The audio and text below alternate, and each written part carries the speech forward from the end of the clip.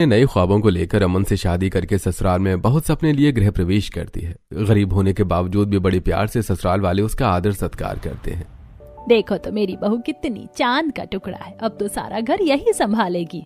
सावित्री तेरी छुट्टी हो गई, तुझे घर का एक काम करने की जरूरत नहीं। तेरी बहू है ना, तुझे अपने हाथों से गरम गरम चाय बनाकर पिलाएगी, स्वेटर बनाकर पहनाएगी।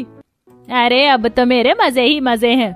लेकिन बुरा मत मानियो सावित्री, तेरी बहू तो दहेज में कुछ लाई नहीं, क्या ये इतने गरीब घर से आई है? अरे सरिता बहू, मेरी बहू सर्वगुण संपन्न है ना, तो मुझे गरीब और पैसे से कोई मतलब नहीं है। और वैसे भी अब तो ये मेरे घर की लक्ष्मी है, मैं ऐसे विचारों को नहीं मानती। सही है भाभी जी, चलिए शादी हो गई, हम सभी अपने घर चलते हैं। ठीक है नारायण भाई साहब। हाँ हाँ, ध्यान से जाना और फोन कर देना। माँ जी की ये बात सुनकर ऐसा लग रहा है सभी ससुराल वाले मुझे बहुत प्यार करते हैं। गरीबी से उन्हें कोई फर्क नहीं पड़ता, तभी तो उन्होंने रिश्तेदारी में आंटी का मुंह बंद कर दिया। कभी सोचा नहीं था इतने बड़े ससुराल में मैं घर की बड़ी बहू बनकर आऊंगी। और प्यारे प्यारे 4 देवर हैं, सास ससुर हैं, ननद हैं। कुछ दिनों में मेरा जन्मदिन आने वाला है, पता नहीं क्या होगा। हो सकता है ये मुझे कहीं हनीमून पर ले जाएं, बर्थडे सरप्राइज दें या कोई महंगी सी चीज दें। अरे भाभी, किन ख्यालों में खो गई हो? भैया कब से अंदर चले गए, आप भी आ जाओ। हाँ हाँ। सभी लोग अपने अपने कमरे में चले गए थे। राधा भी चली जाती है, पति से बात करने की कोशिश करती है लेकिन वो सो जाता है। अगली सुबह खूब बन ठन कर राधा शाही पनीर, कढ़ाई पनीर, मलाई कोफ्ता, पूरी, कचौड़ी, चावल, गाजर का हलवा इत्यादि तैयार करती है, जिसकी खुशबू पूरे घर क्या मोहल्ले में फैल गई थी। खाना तो रेडी हो चुका है। मैं बिना खुशी के मारे ठंडे पानी से ही नहा कर आ गई और अब इतनी ठंड लग रही है कि क्या बताऊं। शुक्र है सारा खाना बन गया, टेबल पर लगा देती हूँ। राधा एक एक करके सारा खाना डाइनिंग टेबल पर लगाती है, जिसे खाकर ससुराल वाले अरे ये क्या कर दिया चाप में, इतनी बड़ी बड़ी लौंग कौन डालता है, और दालचीनी का स्वाद भी आ रहा है। अरे बहू पूछ लेती है सब खाना बनाने से पहले, आगे से ऐसा मत करना। सॉरी पापा जी, मुझे पता नहीं था कि आप ये नहीं खाते। कोई बात नहीं, मैं और भी सब्जी बनाई हूँ, आप ये खा लीजिए। कढ़ाई पनीर इसमें नहीं है। ओहो, ये भी अच्छी नहीं लग रही है। कैसा खाना बनाया है भाई? बहुत सोबर खाना है भाभी। वही तो, क्यों तुझे खाना बनाना नहीं आता? बस एक गाजर का हलवा ही ठीक लग रहा है। क्या बात कर रही हो मम्मी पापा, अच्छा तो खाना बनाया है, बस ये पापा को लौंग दालचीनी नहीं अच्छी लग रही है। हाँ, बाकी तो ओवरऑल सारा खाना भाभी ने बहुत बढ़िया बनाया है। चुप करो तुम दोनों, तुम्हें खाने के बारे में कुछ पता है? मुझसे ज्यादा पता है। कोई बात नहीं माँ जी, आप मुझे बता देना कि कैसे खाना बनता है, मैं अब से वैसे ही मसाला डालकर खाना बनाया करूंगी। ठीक है, जा गर्म पूड़ी लेकर आ। और गाजर का हलवा भी गरम कर लो, ठंडा हो गया है। अब राधा गरम पूड़ी और गाजर का हलवा दे जाती है। जैसे वो सबके खाना खाने के बाद खुद खाने बैठती है, तब सावित्री, अरे राम रे, अरे मेरे पाँव में बहुत दर्द हो रहा है। अरे ओ कुलक्षणी गरीब नवाज, कब से आवाज दे रही हूँ, आती क्यों नहीं है? आ गई माँ जी। क्या हुआ? क्या हुआ कि बच्ची दिखाई नहीं देता? मेरे पैर में दर्द हो रहा है, ठंड से वैसे ही परेशान हूँ। सरसों के तेल की गरम मालिश कर मेरे पैरों में। जी माँ जी, अभी करती हूँ। तब राधा एक आवाज पर सरसों का तेल गरम करके अपने सास के पैरों की मालिश करती है। ज्यादा दर्द हो जाने पर उसके हाथ पर सास मार देती है। माँ जी मुझे लग गई तो अब क्या मैं तेरी मालिश करूं? आराम आराम से कर, वरना कान के नीचे रख दूंगी। जी माँ जी। सावित्री के इस बिहेवियर से राधा की आंखों में आंसू आ जाते हैं। वो सहन जाती है और सह भी जाती है।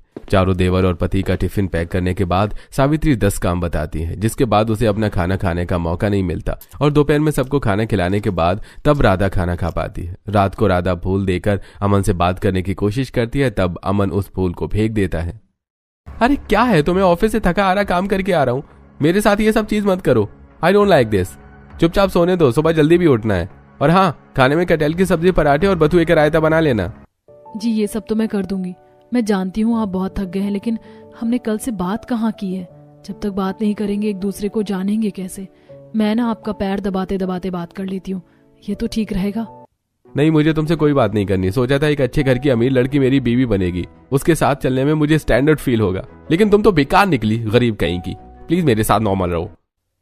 क्या मतलब अमन जी, आप इस शादी से खुश नहीं है या मैं गरीब हूँ इसलिए? हाँ, दोनों लाइट बंद कर दो और मुझे सोने दो। यहाँ राधा का दिल टूट जाता है। अगली सुबह जल्दी उठकर वो पति का पसंदीदा खाना बनाती है। तब भी अमन ज्यादा खुश नहीं होता और सावित्री, पल्लवी सर्दी में उसे परेशान करके काम करवाते हैं। भाभी कल मुझे अपनी सहेली के घर जाना है, मेरा स्वेटर गंदा हो रखा है, इसे अभी धोकर सुखाओ ठीक तरीके से। लेकिन इतनी सर्दी में ये धोकर कैसे सूख जाएगा कल तक पल्लवी? धूप भी तो नहीं आ रही है, तुम कोई और स्वेटर पहन जाओ, वॉशिंग मशीन भी नहीं है। हाँ तो अपने मायके से दहेज लेकर आना चाहिए था ना आपको, तभी तो वहां से वॉशिंग मशीन आती, फिर तुम आराम से कपड़े धो लेती। लेकिन चिंता मत करो, तुम जिस घर में आई हो वो गरीब नहीं, हमारे पास ऑलरेडी वॉशिंग मशीन है, जल्दी जाकर धो दो। और हाँ, कपड़े हाथ से ही धोना, लेकिन उसे ड्राई मशीन में करना। सुन लिया ना तूने? और इसके बाद मेरे सर में तेल डाल देना और मूंगफली भून कर लाइयो। जी माँ जी। फिर राधा ठंड में कांपते हुए ठंडे पानी से पल्लवी का विंटर कोट धोती है और मशीन में ड्राई कर देती है, जिसके बाद सास के लिए रसोई में मूंगफली भून कर देती है और सावित्री खाते खाते सिर की मालिश करवाती है। ऐसे ही दिन गुजरते हैं। घर के सभी लोग राधा की गरीब होने की वजह से उसके साथ बदतमीजी से पेश आते हैं। घर का सारा काम करवाते हैं, बेचारी ठिठुरती बहुत है। वहीं पति कभी कभी अपना काम निकलवाने के लिए उससे प्यार से पेश भी आ जाता था, जिससे राधा के मन में एक उम्मीद सी थी। एक बार सास एक तरफ बेटी का स्वेटर दिलाती है, लेकिन बहू को शॉल तक नहीं दिलाती। शादी के 15 दिन बाद उसका जन्मदिन आता है। भले इतने दिन में ससुराल में जो भी हुआ वो सब एक तरफ, और कल मेरा ससुराल में पहला जन्मदिन है वो एक तरफ। मुझे पूरा विश्वास है तो जरूर मेरे लिए गिफ्ट लेकर आएंगे, और माँ जी पापा जी ने कुछ सोचा होगा। कल का दिन मेरे लिए बहुत खास होने वाला है। भगवान जी मुझे खूब सारा आशीर्वाद देना। अब सो जाती हूँ।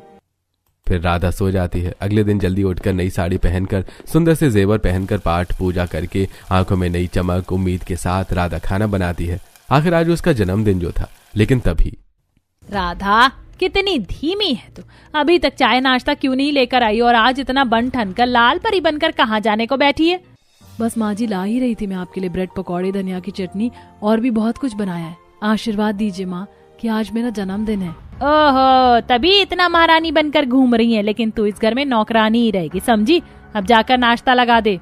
राधा को सावित्री की बातों का एक बार फिर बुरा लगता है। वो जैसे ही रसोई में जाती है कि नंद देखकर, अरे भाभी आज तो बड़ी सज धज रही हो, कोई खास दिन है क्या? अच्छा तुम जैसे लोगों के भी जन्मदिन होते हैं क्या? जाओ जाओ रसोई में जाओ और ठंड में गरम गरम पकौड़े बनाकर खिलाओ, यही आपका जन्मदिन है। राधा के गले में शब्द अटक गई। अपनी आंखों को छुपाए सबको खाना परोसती है और चटनी लेने के बहाने फिर रसोई में आती है। मैंने सोचा था आज के दिन तो माँ जी मेरी गरीबी का मजाक नहीं उड़ाएंगी और ना ही पल्लवी, लेकिन मैं गलत थी। जानने के बावजूद भी उन्होंने मुझे विश नहीं किया, पर क्या पता ये सब नाटक कर रहे हो। शाम तक शायद कुछ हो जाए। अगर माँ जी कोई तोहफा नहीं लाई तो ये तो लाए ही होंगे। राधा ससुर को खाना परोसते हुए पैर छूती है। ठीक है, जीती रहो, खुश रहो। अरे वाह भाभी, क्या बात है, आज तो आप बहुत सुंदर लग रही हो। कोई खास बात? हाँ, आज भाभी का ससुराल में पहला जन्मदिन है, जोर शोर से मनाना चाहिए। बर्थडे नहीं मनाया जाएगा इस गरीब का इस घर में। ये क्या रकम लेकर आई है अपने घर से? इतनी बड़ी हवेली को सजाने के लिए, लोगों को बुलाने के लिए पैसे लगते हैं। ये नहीं कि इसकी माँ की तरह गरीब लोगों की तरह दावत करा दी। माँ ऐसे मत बोलो। अगर भाई माँ ऐसे नहीं बोलेंगी तो कैसे बोलेंगी? अरे बड़ी सी पार्टी नहीं करते, छोटी सी पार्टी तो कर ही सकते हैं। आखिर भाभी का पहला जन्मदिन ससुराल में है। जब मैंने बोल दिया कि कोई पार्टी नहीं होगी, मतलब कोई पार्टी नहीं होगी, ना छोटी बड़ी ना मोटी पतली। हाँ, ये गरीब भाभी इसी के लायक है। मेरा खाना हो गया, जल्दी से खाना पैक कर दो, मैं कमरे से फाइल लेकर आता हूँ।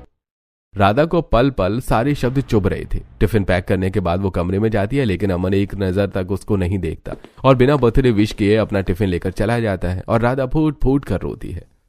हाँ, मैं इतनी बुरी हूँ भगवान जी। सुबह सुबह मेरे ससुराल में मेरे देवर को छोड़कर किसी ने भी मुझे विश नहीं किया। मेरे खुद के पति भी जल्दबाजी में यूं ही चले गए। उदास मन से राधा घर की सफाई करती है, कपड़े धोती है, ससुर के लिए स्वेटर बुनना लगती है। इतने में शाम हो जाती है। अमन के जल्दी घर आते ही एक बार फिर राधा को उम्मीद होती है। उसके सामने खड़ी हो जाती है और अमन, ऐसे पुतले की तरह मेरे सामने क्या खड़ी हो गई हो? हाँ, मैं तुम्हारे बर्थडे के लिए कोई तोहफा नहीं लेके आया हूँ। मैं भूल गया था, जाकर गर्मा गर्म चाय बनाकर लेकर आओ, बहुत सर्दी लग रही है।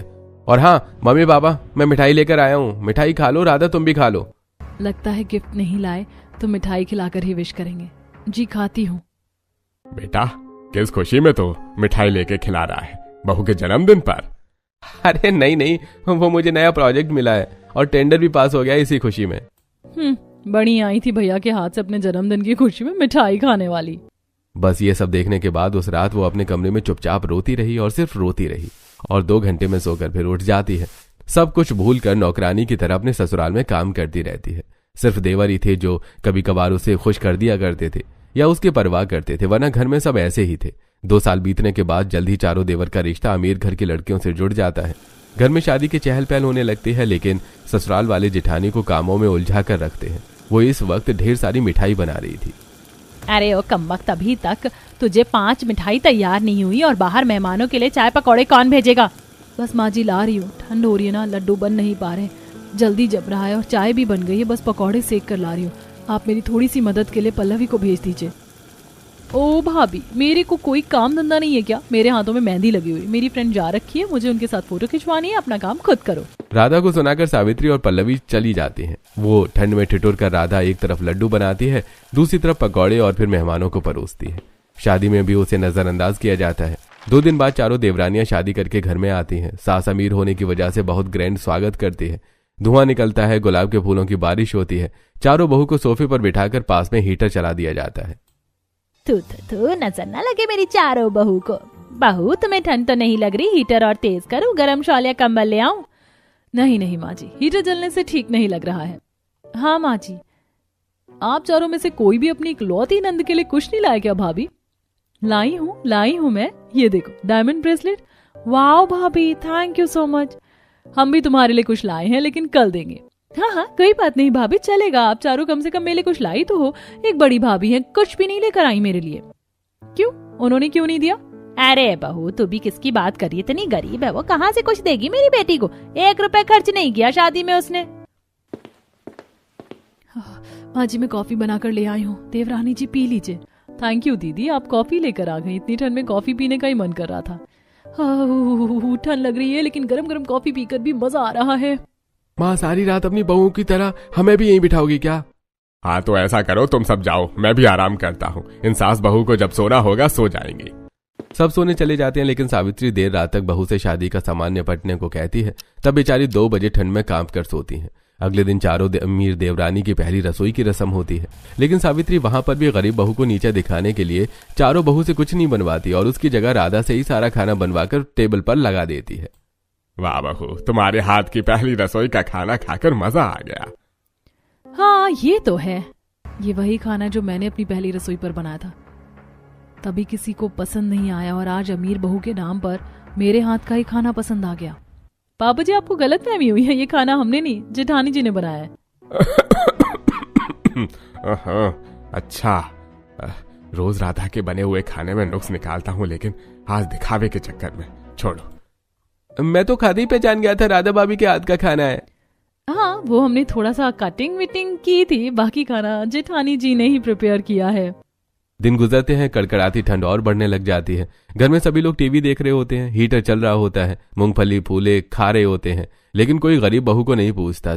तब चारों देवरानी, अरे जेठानी जी, आप क्या रसोई में काम कर रही हो, वो भी इतनी ठंड में? देखो पूरा परिवार बाहर बैठा है, चलो अभी हमारे साथ मूंगफली खाओ, हाथ सेक लो। ठीक है, किसी ने तो मुझे इतनी देर से कभी नहीं बुलाया, लेकिन मेरी देवरानियों को देखो, मेरी फिक्र करती हैं।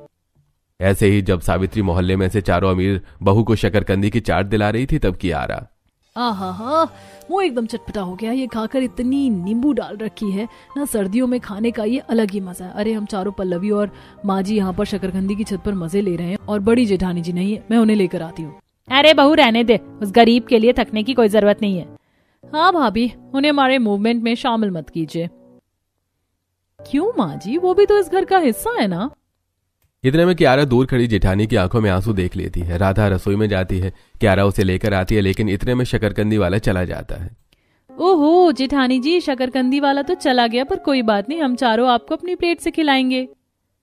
तब चारों अमीर देवरानी अपनी बड़ी बहन की तरह प्यार करके अपनी प्लेट से उसे शकरकंदी खिलाती हैं, जिसे खाकर राधा भावुक हो जाती है। क्या हुआ दीदी, हमसे कोई गलती हुई है क्या? अरे नहीं, तुम्हारा प्यार देखकर मेरी आंखें भर आईं। इतना प्यार ससुराल में कभी किसी ने नहीं किया ना। कोई बात नहीं जेठानी जी, हम तो है ही। देख रही है पल्लवी, ये चारों देवरानी गरीब बहू से कितना चिपक रही हैं। चिपकने तो माँ, आप आग में घी डालने का काम करो, बाकी सब अपने आप हो जाएगा। इस तरह माँ बेटी चारों अमीर देवरानी और जेठानी के बीच गलतफहमी पैदा करने की कोशिश करती है, लेकिन ऐसा हो नहीं पाता। चारों अमीर देवरानियां हमेशा अपनी जेठानी को घर में मेहनत करता हुआ और अपमान सहता हुआ पाती हैं। तब धीरे धीरे आरुषि किचन में मदद करनी शुरू कर देती है। क्यारा बातचीत करके जेठानी को खुश रखती है, सुरभि राधा से घर की जिम्मेदारियां समझती है और इंदु दोस्ती करके छोटी बहन की तरह समय पर खाना खिलाती है। घर का बदलते माहौल देखकर सास नंद को अच्छा नहीं लगता। एक दिन सावित्री चारों बहू को शॉपिंग पर ले जाकर उन्हें बढ़िया बढ़िया शॉल दिलाती है, लेकिन गरीब बहू को कुछ नहीं। तब चारों देवरानी स्पेशली गरीब बहू को मॉल में ले जाकर महंगी महंगी शॉपिंग करवाती हैं। अरे मैंने तुम चारों को बोला ना, मुझे कुछ नहीं चाहिए, मेरे पास कपड़े हैं, ये देखो मैं पहन कर आई हूँ। रहने दो दीदी, कितना झूठ बोलोगी, बाहर जाकर बच्चों की तरह दांत किटकिटा रही हो, पैरों में जुराब नहीं है, स्वेटर भी फट रहा है। आज हम आपको सब कुछ दिलाएंगे, माँ जी को तो आपकी फिक्र नहीं है ना।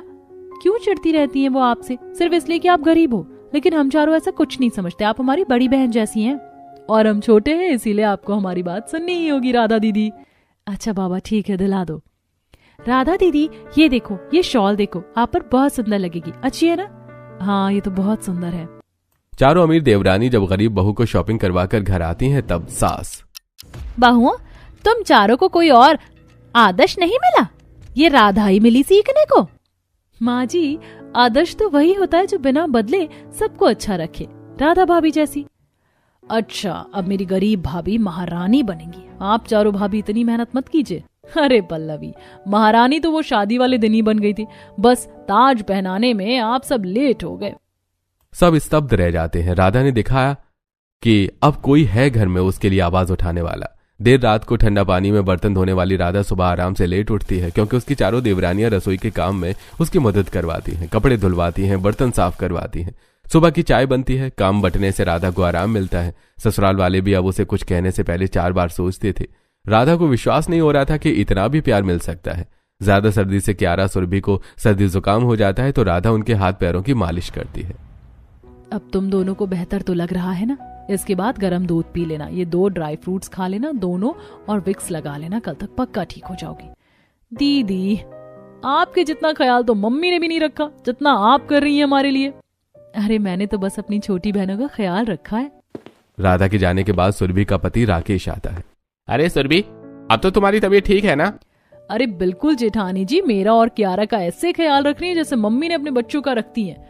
2 दिन से तो काफी बेहतर तबीयत है मेरी। काश हम भी उनके लिए कुछ ऐसा कर पाते, जैसे बर्थडे पर सरप्राइज देते। अरे हाँ राकेश जी, उनका बर्थडे कब आता है? हम उन्हें सरप्राइज देंगे। रहने दो, इसकी कोई जरूरत नहीं है। भाभी अपसेट होंगी और शायद अपना बर्थडे भी नहीं मनाएंगी।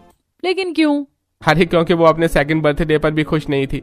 माँ ने 2 साल से उनका बर्थडे नहीं मनने दिया। उनका बर्थडे 1 हफ्ते बाद ही है। खैर सो जाओ। तब सुरभि को नींद नहीं आती। वो सुबह अपनी तीनों देवरानी से बात करती है और चारों देवरानी जेठानी से बात करने जाती है। दीदी चिंता मत करो, आपका बर्थडे इस बार हम बनाएंगे और बहुत अच्छा बनेगा। तुम्हें मेरे बर्थडे के बारे में कैसे पता चला? देवर जी ने बताया होगा, लेकिन मुझे नहीं मनाना। पर क्यों दीदी? क्योंकि पिछली बार की तरह मैं आज भी नहीं रहना चाहती। पिछले साल जैसा भी गया हो, लेकिन थोड़ी सी उम्मीद है मेरे दिल में कि इस बार मेरा जन्मदिन ससुराल में अच्छा जाएगा। और ये लगा ली लिपस्टिक, मैं तैयार। राधा बड़े प्यार से खाना बनाकर डाइनिंग टेबल पर लगा देती है, पर तब भी ससुराल वाले बेरुखी से उससे बात करते हैं। माँ इसको देखो, आज फिर मेकअप करके तैयार होगी, कहीं बाहर जाने का प्लान है क्या? राधा चुप, आंखें नीचे थी। अरे पल्लवी, इन गरीब घर की लड़कियों को ना छोटी छोटी बातों पर भी उम्मीदें होती हैं। अब तक इसे ये नहीं पता चला कि हमारे मन में है क्या। मैं जानती हूँ माँ कि इस बार भी आप मेरा जन्मदिन घर में नहीं मनाना चाहती। मैं भी किसी को कुछ नहीं बोलूंगी। जानबूझकर घर में कोई भी राधा को जन्मदिन विश नहीं करता, सिवाय देवर के। इस बार देवर छुपाकर छत पर पेस्ट्री कटवा देते हैं, जिससे राधा को थोड़ी खुशी मिलती है। वो अमन से बात करने की कोशिश करती है, पर अरे 2 साल की बच्ची हो क्या जो अमन जी करके मेरे पीछे आ रही हो? अरे बच्चे मनाते हैं बर्थडे, और वैसे भी पैदा होकर तुमने कोई तीर नहीं मार दिया। कर तो घर में झाड़ू पोछा ही रही हो ना। पति दूसरे कमरे में जाकर सो जाता है। खुद को कमरे में अंधेरा करके मोमबत्ती जलाकर राधा, तुझे ससुराल की खुशी कभी नहीं मिली, यही तेरी असलियत है। किसी ने तुझे विश नहीं किया, लेकिन मैं तुझे करती हूँ। Happy birthday Radha. मोमबत्ती बुझाकर राधा ठंड में जमीन पर सोकर सिसकते हुए रात बिता देती है। भाभी आपने इतना दर्द झेला है, माँ जी की नफरत के पीछे पता नहीं था। लेकिन हमने भी माँ जी को लाइन पर नहीं लाया ना, तो हम भी आपकी देवरानी नहीं। चारों उसके कमरे से चली जाती हैं। आरुषि दीदी, इस वरुण का बर्थडे ऐसे मनाना कि दुनिया याद रखे। और सिर्फ बर्थडे नहीं, भाभी का सम्मान भी वापस दिलाना है। चारों बहू जेठानी के बर्थडे के लिए महंगी साड़ी, सैंडल, गरम शॉल मेकअप, बहुत सारी शॉपिंग करती हैं। वहीं इसी बीच गरीब बहू ससुर के बीमार होने पर पैरों की मालिश करती है, सास के लिए गोंद का लड्डू बनाती है, पल्लवी के लिए ड्रेस सी कर देती है, पति की फाइल घर छूट जाती है तो नंगे पांव ऑफिस पहुंचाती है। देवरानियों को ठंड में काम करते देखकर मदद करवाने आ जाती है। एक हफ्ते बाद राधा का जन्मदिन आ जाता है। चारों अमीर देवरानियां खूब जोर शोर से हवेली को सजा रही होती हैं। तब ससुराल वाले, क्या जरूरत है इतना करने की? जरूरत नहीं है, हक है भाभी का माँ जी। अरे करने दो सावित्री, कब तक रोकोगी? अरे नहीं, उसका जन्मदिन उसने कभी नहीं मनाया, मत करो ये सब डेकोरेशन। बस जेठ जी, बहुत हुआ। हमें इस घर में आए हुए महज 1-1.5 महीना हुआ होगा, लेकिन इतने में हमें पता चल गया कि आप सब लोग उनके साथ कैसा बर्ताव करते हो। वो इतने अच्छे दिल की हैं, सिर्फ गरीब हैं, तो इसलिए आप लोगों ने उन्हें अंडरएस्टिमेट कर दिया है। आपको फाइल पहुंचाने के लिए जेठ जी वो नंगे पांव ठंड में दौड़ गई। पापा जी जो बोलते हैं, जैसा बोलते हैं वो वैसा ही करती हैं, वही खाना बनाती है। और माँ जी आपकी तो कितनी बार मालिश की उन्होंने। और पल्लवी तुम्हारे लिए तो ड्रेस भी बनाई थी अभी 2 दिन पहले। और हमें तो माँ की तरह प्यार करती है, ठंड में खाना बनाती है, सब कुछ करती है, फिर भी आपको कदर नहीं है। सिर्फ उनका जन्मदिन नहीं मना सकते? हाँ माँ जी, पापा जी, क्या दीदी को हक नहीं है बाकियों की तरह जीने का? कुछ ही देर में 12 बजने वाले, उन्हें सरप्राइज देना है। आपको नहीं देना तो कोई बात नहीं। और इसमें हम आप चारों के साथ हैं। अरे रुको, मैं भी तुम्हारे साथ आ रहा हूँ। मैं भी पता नहीं क्यों सावित्री की बात सुनी, अमीर गरीब में फर्क किया, जबकि राधा बहू बहुत अच्छी है। मैं उसका जन्मदिन धूमधाम से मनाऊंगा। थैंक यू सुरभि भाभी, आरुषि भाभी, आप चारों ने हम सबकी आंखें खोल दी। माँ आपको भी बदलना चाहिए। तुम सब बिल्कुल ठीक कहते हो। मैं भी राधा बहू का जन्मदिन अच्छे से मनाऊंगी। कहाँ है वो? माँ जी मेरे कमरे में है, मैं उन्हें लेकर आऊंगी, जब तक आपका कमरा रेडी कर देना। क्यारा राधा को उठाने जाती है, इतने में बाकी घर वाले जल्दी से उसका बेडरूम बलून, फूल और कैंडल से, परफ्यूम से अच्छे से डेकोरेट कर देते हैं। जैसे ही राधा कमरे में आती है, पार्टी प्रॉपर ब्लास्ट होता है और सब जोर से happy birthday to you, happy birthday dear Radha, happy birthday to you. मेरा जन्मदिन सब मना रहे हैं, सब। ऐसा कैसे हो सकता? मैं जा रही हूँ। राधा को पुरानी बातें याद आ जाती हैं। वो जैसे ही जाती है, ससुराल वाले कान पकड़कर खड़े हो जाते हैं। माफ कर दे बहू, मैंने तुझे सबसे ज्यादा सताया और तेरा जन्मदिन भी नहीं मनाने दिया, लेकिन आज बहुत जोर जोर से तेरा जन्मदिन मनाऊंगी। मैंने जो अमीर गरीब में फर्क किया है उसके लिए भी मुझे माफ कर दे। पति होने के नाते मैं भी बहुत गलतियां की हैं, मुझे माफ करना राधा, प्लीज। एक नई शुरुआत करते हैं ना। मेरी तरफ से भी कान पकड़कर सॉरी भाभी। भाभी आज आपका नहीं, हमारा जन्मदिन है, क्योंकि आज आपने जन्म लिया था इस घर को संभालने के लिए। ये सुनकर राधा फूट फूट कर रो पड़ी। चारों देवरानियों ने उसे गले लगा लिया। दीदी अब सब कुछ ठीक हो चुका है, हम सब आपका दिवाली की तरह जन्मदिन मनाने के लिए इंतजार कर रहे हैं। मैंने सबको माफ किया, सब कुछ भूल कर मैं नई यादें बनाना चाहती हूँ, और इसके लिए मैं तुम चारों अमीर बड़े दिल वाली देवरानियों का कितना भी शुक्रिया अदा करूँ वो कम है। चलो दीदी जल्दी से रेडी हो जाओ, क्योंकि अभी तो पार्टी शुरू हुई है। तब राधा प्रिंसेस जैसी सुंदर बनकर आती है, जहां बड़े शानदार तरीके से चारों देवरानी ससुराल में पहली बार उसका जन्मदिन अच्छे से मनाती हैं। खूब डांस पार्टी होती है और राधा अपनी जिंदगी में खुश रहती है। दोस्तों, रिश्तों की अमीरी पैसों से नहीं, दिल के व्यवहार से होती है, और चारों देवरानियों ने राधा को प्यार देकर अमीर